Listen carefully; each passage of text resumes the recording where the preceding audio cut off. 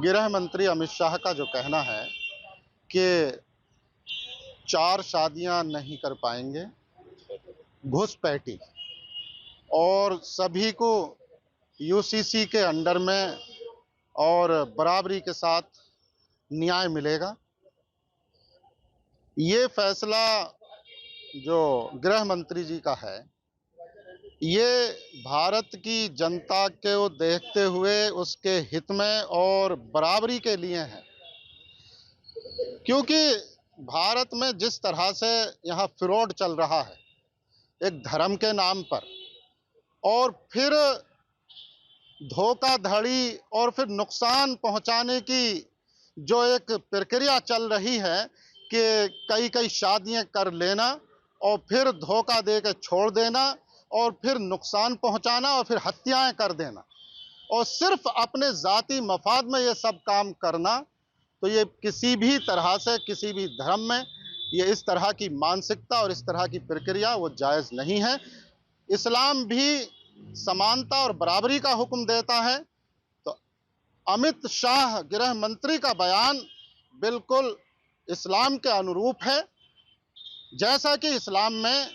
समानता और बराबरी को दर्जा दिया गया है, वैसे ही गृह मंत्री अमित शाह ने बिल्कुल किसी भी धर्म की कोई धार्मिक भावना भी आहत नहीं हुई और फिर समाज में रहने वाले जो लोग हैं उन्हें समानता के साथ में न्याय मिलेगा। और ये हम इस बयान की तहे दिल से समर्थन करते हैं और शुक्रिया अदा करते हैं। All India Muslim personal law board ने यूसीसी बिल का जो विरोध किया है, मेरा मानना है कि यूसीसी बिल भारत में प्रत्येक नागरिक के लिए समानता और न्याय दिलाएगा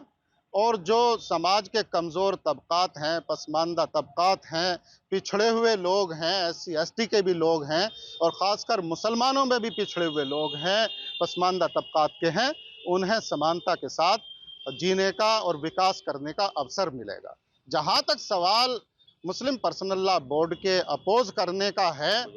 गुजरात में, तो मैं ये बता दूं कि मुस्लिम पर्सनल लॉ बोर्ड ये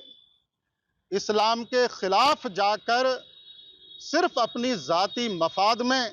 वो इस तरह का अपोज कर रहे हैं कि समाज में एक बंटवारा हो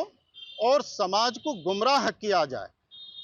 हम देखते हैं कि मुस्लिम पर्सनल लॉ बोर्ड ने कोई भी काम इस्लाम के अनुसार नहीं किया है। जो समाज में पसमानदा तबका है या मजलूम है उसके फेवर में कोई भी काम आज तक किया ही नहीं है और ना ही अमल से उनके दिखाई देता है। तो ये बात जो अपोज करने वाली है ये सरासर गुमराह और भड़काने वाली बात है। मुस्लिम पर्सनल लॉ बोर्ड का कोई भी ताल्लुक इस्लाम से नहीं है।